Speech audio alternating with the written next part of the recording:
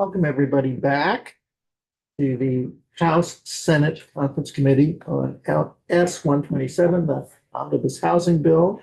It's still the 29th, Thursday, and we received the House conferees received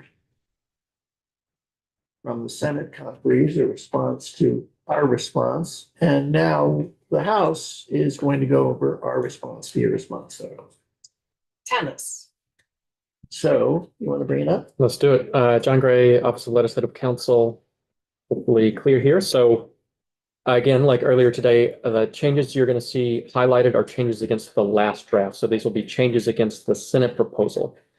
So the first thing to note is in our affordability construct, the House is acceding to the Senate's durational requirement for the affordability piece. This will be picked up both here and in the moderate income housing development. That's that preserve affordability until all indebtedness has been retired for the project. So you're not going to see any highlighting because that's agreeing with that's agreement between the House and Senate conferees. Same piece on moderate income housing development, same durational requirement, and that's pages 3 and 4. The first change you're actually going to see is in the housing infrastructure agreement section, which is on page 7. And this is the much discussed subdivision 4 related to primary residency. What you'll recall from the Senate proposal earlier today was there's a two-pronged approach which distinguished between owner-occupied and rental housing, and said that for owner-occupied, you would need to ensure that it's initially offered exclusively as a primary residence, and that for rental rental housing, it would be for the duration of the until that indebtedness is retired. What you see the House proposing here is just applying the same durational requirement to both owner-occupied and rental housing. So that's what this subdivision 4 is. And it's saying, provide terms to ensure that any housing unit is offered exclusively as a primary residence until all indebtedness for the housing infrastructure project of which that housing development is part has been retired. And really the way to think about it is earlier there was this distinguishing between owner-occupied and rental. And it's applying the same durational requirement that the Senate had proposed for rental housing also to owner-occupied. So it would apply across all categories, which is why you now just see one sentence rather than two prongs. So we might not have addressed it in our proposal to you, but one of my concerns was always that we're asking the municipality to do this. And it needs to be the housing partner. I mean, the terms and sufficient remedies or the ordinance, I think we have the only way that anyone's going to be able to do this outlined in the next section. So I don't think we're in disagreement. I just think we not try to ask for other terms and remedies. I mean, who are you asking? To clarify, okay, let's clarify something. Yeah. Okay, what we're talking about here is we're not talking about the low, moderate, mid-income. I know. Okay, we're talking about, It's there. We're clarifying. Yeah. Okay. So this is the primary residence, okay? Mm-hmm. We, in our committee, added if the municipality so elects an ordinance, actually in response to our sense that towns, while they didn't like this, they wanted flexibility as to how to do it. One way they can do it is they could put in their contract that all housing has to have a covenant that runs with the land, and then it's just they're not doing it. It's just happening because it's in the contract. If I'm a developer, that I'm the one they have a contract with, and I'm the developer, then I put when I sell houses or rent houses, the covenant. But we wanted to allow the municipality, if this was a municipality that wanted to adopt ordinance to do it and enforce it itself, it could, but it doesn't have to. So that's why the phrase, if the municipality so elects, was put in, just to give them an option. So otherwise, if you it just runs with the land. And the question of who enforces it down the road, if some neighbor wants to complain about it, then the town could enforce the covenant. I think there'd probably be a private right of enforcement. You don't need language that says provide terms, remedies, or a municipal ordinance for it to be flexible. What we have done at the end is, and that you seem to have accepted, is Sorry, the sub B is actually an error on my part. I meant to delete that. This was trying to consolidate into one section. You're talking about subdivision B on line 19. Right, or. I That's think you what's were begun. referring to be on the That should be page. gone. I just texted Cameron the to. rental housing. Yeah, because it's now being brought together in the house's proposal. Any It's housing that unit? either owner Well, occupied let's or look at the rental. language. Yep, in B, sure, you even can. though it's gone for a minute, just a minute. Yep. In Sold big is- B, the little- not big B.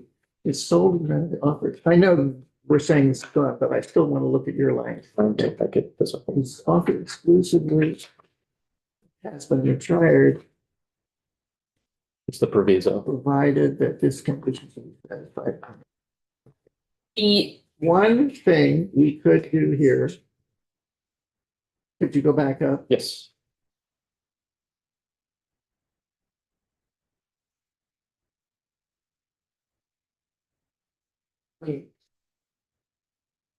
I don't have any objection. I don't know about anybody else. I hate to do this on the fly, but we're trying to reach conclusions here. I have no objection just to say, provide that. second part are, Just Yeah. no, the second B is gone. See, what we've done is we've combined A and B. You had an A and B, we combined them into one. And if you're worried about the words, provide terms and sufficient remedies, or if the municipality so elects, et cetera, we can strike all of oh, them. yeah, And okay. just put, provide that. Any housing unit with it, et cetera. Oh, okay.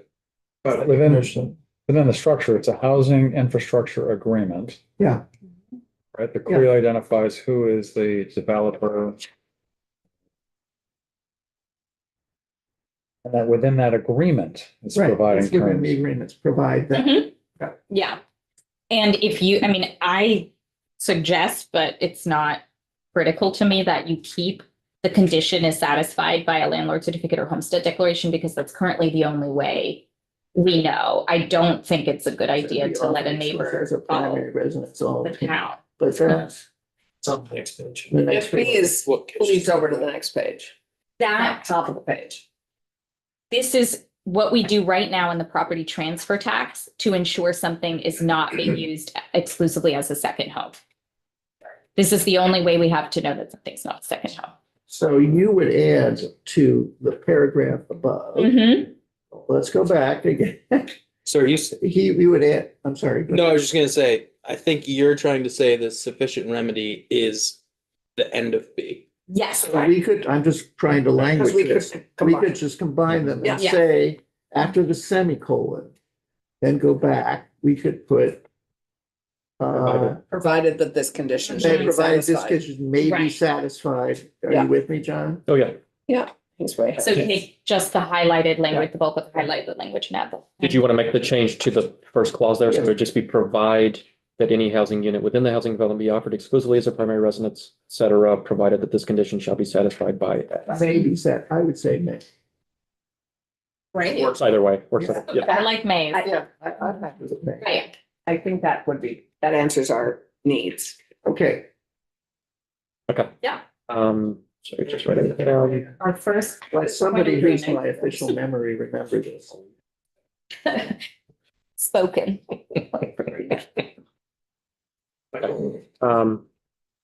Next piece we come to is the Buckmore test. This is on page 8. The earlier Senate proposal was to have exempted from the Buckmore test projects that satisfy the affordability criterion. What the House is proposing is something slightly narrower.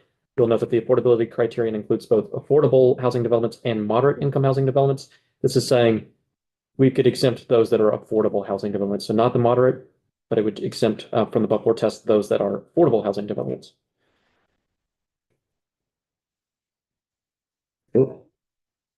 The next thing is the project criteria. We have this dual pronged structure for a floor area threshold, and then this alternative for determination meaningfully addresses the Sorry, purpose of it's the on page 11. Page 9. Sorry. 9. And the threshold, the Senate proposal had been 51%, down from the 65% that the House had before, and then the Senate is, sorry, the House is now proposing 60%.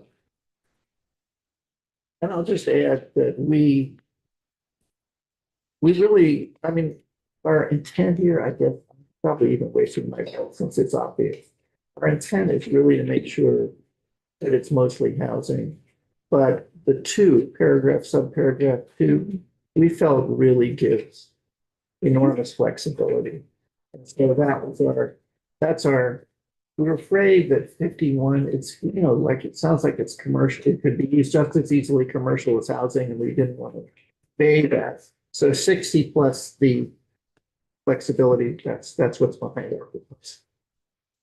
Plus the flexibility too.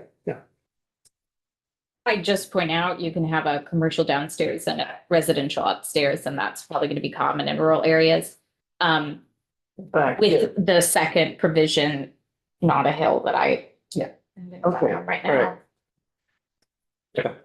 I'm going to jump down to page 11. 10 and 11. Yep. And the first thing to note is something you don't see highlighted. House is agreeing to the flat 90-day from site visit. Okay. On page 11, some conforming changes on lines 4 through 6. That's that carve out from the Buckboard test, just the affordable housing development. So you need to pick up that language here. Something you aren't seeing highlighted is on line 9. I'm seeing it. The CHIP final application deadline is 2035. So I agree to that. And then what you do see here is reinserting the house, or the house is proposing to keep its proposed limit. Well, at first I saw 2030. Realized it's just- Leave you guys alone and goddamn. Okay. This limit that you see here is structured differently, just for readability purposes. The same limit that has been in the House proposal all along. What is new is on page 12, subdivision 3, which is just asking BEPC in 2030, so after your first years of implementing, to come back to the committees of jurisdiction with a recommendation on an appropriate limit based on what the annual approvals have been for the program in the first years of the program. Just want to put a little more color on that. We were trying to make it relatable for some of the House members. If there was a housing project that been discussed of about $60 to $80 million that I think we all know about, anywhere from 1,000 to 1,500 units, depending on which configuration to look at. Over the lifetime, that increased value would have an increment retention of about $17 million. Just to put it in perspective. So it carries a 40. That was at a 60% originally when we looked at it. So it could have a higher increment retention. But just to look at the large investment that project represents and what the increment is over. So if you say even say it's 20 million over a 40 or 20-year period, then that's still 20 million left in the approval of the cap. Yeah. So, yeah. No, I've been racking my brain around the cap. I get a nice hour ride home each night, so I get to think about a lot of things. And previously, before I was in finance committee, I was on education when I first got here, and then ways and means. So education fund, near and dear to my heart. And all the mechanics of the education fund, I was just thinking about, how does this cap work? And we're talking about retention in these TIF areas. And I kept coming back to 20-30% of something is better than 100% of nothing.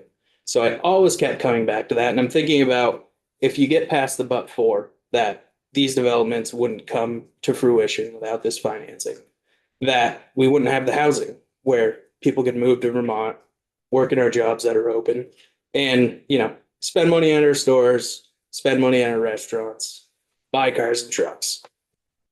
All those are consumption taxes, and those all go to the ed fund. So those are all monies that would kind of backfill that TIF retention.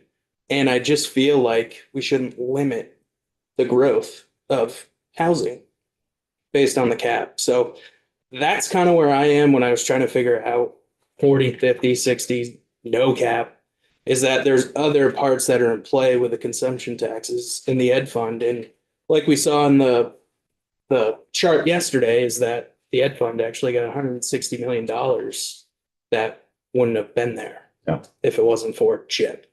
Yeah. So I just keep coming back to the cap Yeah, or Yeah. The chart. I think Yeah, that's no, I was fair. thinking about Jessica. So I just keep Jessica's coming back numbers. to these housing projects wouldn't happen without the infrastructure. So we wouldn't have that money anyway. Yes, and there is always the philosophy that those developments might happen somewhere else. So it comes down to that, don't shake your head. In another It already state. comes down to that philosophical difference. And if you ask Tom Cavett, you'll get a much different answer in terms of the state of our legislative economists. So I understand your perspective. And what we're saying, all right, we even put in here in the next section, let's revisit the cap in 5 years and say, do we need to increase it? And so we've already got a $5 million booster. If Betsy finds that 17 or 40 million isn't enough to come back and say we need $5 million extra. Yeah. But so, I mean, we hear you that it may not be enough. Let's try to do that. So we figured Ways and Means wouldn't be sympathetic to grand list growth. So we have an alternative proposal, which is that we exempt affordable and moderate housing projects from the cap. Right, and we went halfway there. You didn't go there. That was the but-for test. This is the cap. This is the cap. Oh, We're proposing that the cap exclude. Affordable and moderate. Oh, okay, right, yeah. It's not been in any of our proposals.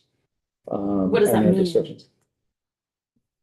That is not something that we. This have brought study forward. hasn't been in any of the proposals. We haven't brought that forward as a proposal to you. It's not something I think that would be willing to agree on. Did you ask your converties that? We have discussed it, and this offer doesn't have it in.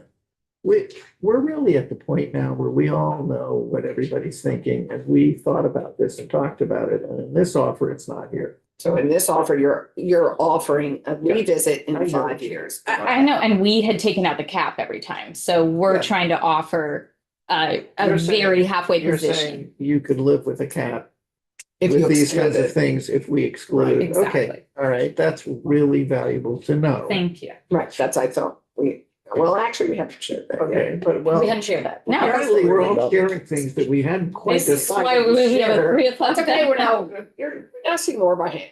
Right. But it's obviously come up throughout the process, and I think you have a lot of sympathy for that from your own There were discussions- chamber, not Ways and Means, perhaps. There were discussions really early on. We talked to some affordable housing advocates, and the concern was that the cap wasn't high enough. But then when we actually crunched the numbers and showed what the retention was involved in the cap, that alleviated some concerns. In some instances. No, So you know We're our, just giving you history. right, but we appreciate the 5-year review. and we know you're going to consider this. Yes, Proposal. and also, yeah, I mean, it wasn't on the table, now it's on the It's table. on the table. Okay, And and there's scones on the table if I anybody know, wants. I've already had mine, thank you very much. Okay. We're with you, okay. Facilities Council. Is there more? There is Yes, more. Yep. Okay. Next piece to jump to is the increment retention percentages. This will be on page 16. That's better, that's getting better. So the latest we had seen in the Senate proposal for the various retention percentages have been 75 and 90%. And what you see here is 70 and 80%, which is a change from the House's earlier position of 65 and 80. So bringing up standard projects to the 70% where the figures currently are, with affordable projects eligible for this 80%. So at 10 points, good. You didn't want to lift the cap. We don't want to go below 75. Here we are. Taking it all into consideration. Info reporting. I'm going to page 19. I think the sole update to the annual report is what you see highlighted at the bottom of that page on line 19, adding that report should include the aggregate lifetime educating property tax increment retention that is approved that year. That's a figure that would be available under this construct if you have the cap in place. And so it would just let you know what are you actually approving in a year in total lifetime increment retention. Do we have to come back and approve this every year? This isn't something you approve, this is No. just, Wouldn't this The report. couldn't this be incorporated into your annual report? Oh, This is- approved by Vepsi, By okay. Vepsi. That is what I this know is. Another yearly. That's what this is. thing you have to do. Put it in their annual report. that's what this is. Okay. Since- Yeah, I mean, it's part of what, it's addressing in part the concern that seems to be on both sides of the table of, well, like, where are we with this cap? If we have, And where are we with these projects? I think it Yeah, answers all. Yeah, also. Right. A change you're not gonna see highlighted. Oh, I should talk about what's highlighted first. You see some strangely colored highlighting. I'll let you guys speak to It's this. strange. It's just dark and hard to read. I'm ready to let this one go. People may have Because of seen the that email. emails that you've Yeah, done. yeah. So leave as is, No, take it out. pick it up. Are we okay taking it out, guys? Yeah, it's interesting looking at the TIF report, it does this almost already. But not specifically to housing within that project. So you're right about Right, that. yeah, that's, Yeah. Just, but but they can do that in a couple of years, so we'll keep in touch with. yeah, it's helpful to know even within that project by the parcel number. Yeah. What the valuation is in that, and that's possible. We're already doing it with TIF. Right, I was trying to get more specific, Yeah. but we can do Yeah, that yeah, in a couple of years, yeah. Which is why Jessica's able to Yeah. tell us that South Burlington development in the TIF district is valued from 52%. Yeah, right. Gobsmacking. Okay, so we're taking that out. Okay, yeah, just told Cameron. Taking 11 out, that's okay. I Uh, can't read it. rulemaking, page 22, Yeah. probably looks larger than it is. This accedes to the Senate request for a November 15th deadline for that guidance, but asks that it be, published at that time and provided to the committees of jurisdiction. The last change is the TIF sunset section. Obviously, only the House proposals have contained this section. This is section 27. Which starts on page 27, but the actual highlighting is on 28. The previous House proposal had been for this TIF district sunset to be 2031, aligned with the earlier House request for the CHIP final application deadline at the end of 2031. Now you're seeing that aligned with the CHIP final application deadline of 2035. And that is it. And being real, I need to leave and I'm going to let Cameron do whatever's. Yeah, we actually have a few pieces Mhm. that we haven't discussed. Okay. And I just sent him the things that we talked about. He's already made the changes. Thank you, Great. John. Thank you so much, John. Good luck. Good luck.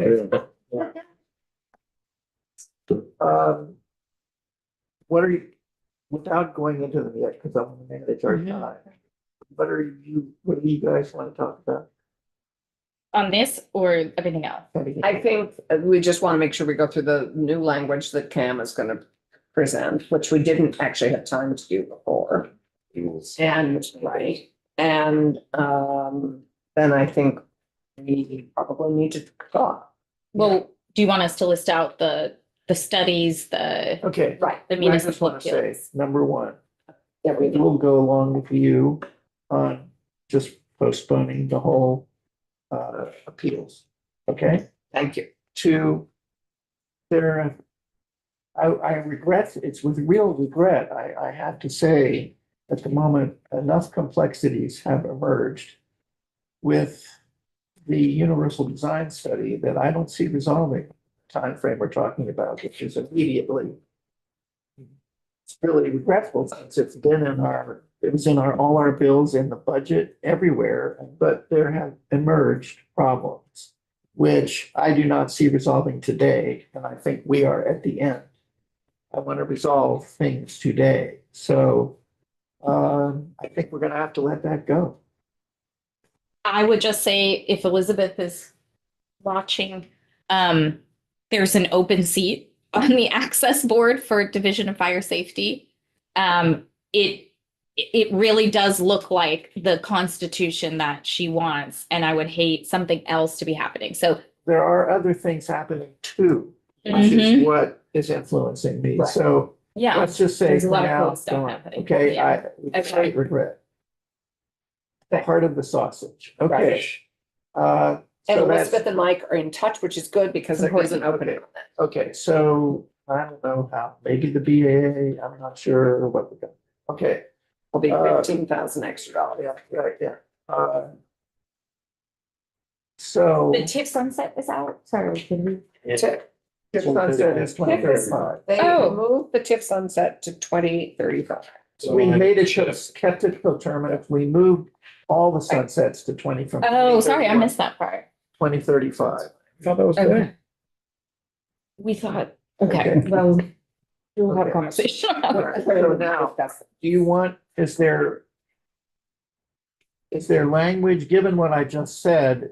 There's housing language that we just need to Oh, confirm. right, That you have. the number two, Yes. fine, Pam has new language. You've seen it because we gave it to you this morning. yes, it's fine. And I think there was one other piece that you had in the infrastructure. That's Oh, fine right, too. yeah, housing targets. That's fine too. Okay? We like to use what we've asked for. Oh, never mind. We don't want When to she's have a sitting there. fallout. Unless you have your parachute with you. Oh my gosh, my coach here. I thought we would want to open the window, but someone's sitting on the windowsill. Oh, yeah. Oh, I thought there was some kind of like, Decided Not to concern. worry. Yeah, both those. Okay. I want. Okay, I want to just bring up one other thing. While everybody's here, it does not relate directly to the subject of this S.127. But in 479, you had the whole section on, Rent Credit. credit scores. okay, it is my intention, with the permission of my fellows here, to strip everything out of 479 except that, including the stuff on Stormwater. It's stormwater. the It all AMR. goes out, and all that's left is just that one provision. Introduce it tonight as an amendment to 495, get it out of the House tomorrow, over to you tomorrow. Is that okay? Yeah, what's 495? I mean, 479. It's Oh, right. it's the housing. Yeah. Yeah, that's great. Okay? Tomorrow. 495. Evening. Yeah, no, tomorrow, we're gonna do it, yeah, Oh, at 10. tomorrow morning with. Great. when it All comes- stages of passage. All stages of passage, over to you, okay? Right, thank you. And actually, we only have to vote on it once. Yeah, because it's your counter. Yeah. Right. Right, Yeah. it's your But further we're proposal. gonna need, amendment. we're gonna need co-chair, we're gonna need somehow to get together for a straw poll. Okay, I don't know if you need. On 479. Yeah, you should. You got things too. You got a whole thing from the developmental. That's what we're saying. Yes, but our committee got kicked out, so we're All right. trying to make sure they still get some. Okay. Is it worth it for us mutually to take a break Yeah. right now and come back in what? 20 minutes? 350. Did you hear from Are you doing Ashley? 126? Oh, let me see. I have my Should probably- silence. I'm being good, trying to Give be everyone a good break. about. Okay, on the method. 108, yeah. 108, Okay, okay. Ashley, sure thing. Yes, so our Or bill's gonna first. be up, 122 is gonna be up Okay. first. There may be some debate, but we could be back here probably by 3:15. Okay, 3:15 it is. Cool. We, May I send this conference report to our editing team to have it edited, or Did we you? miss anything? The VHFA thing, is that gone? the VHFA thing is out. Okay, so Okay. we've taken care of everything I that think was. all the, okay. the non-chip things we've Mhm. taken care Yeah, of. the VHFA is out. Let me just look So I at think we my, have Yeah, three it things is. left on chip. let me just look at my non-chip list to make sure that I think we're. Keep losing pens. Come on, Paul. Yeah, give it back to. And the housing, yep, I think we're in. And the date, yep, I think we're all set. Okay, so you guys, 3:15, right? Yeah, Okay, we are in recess.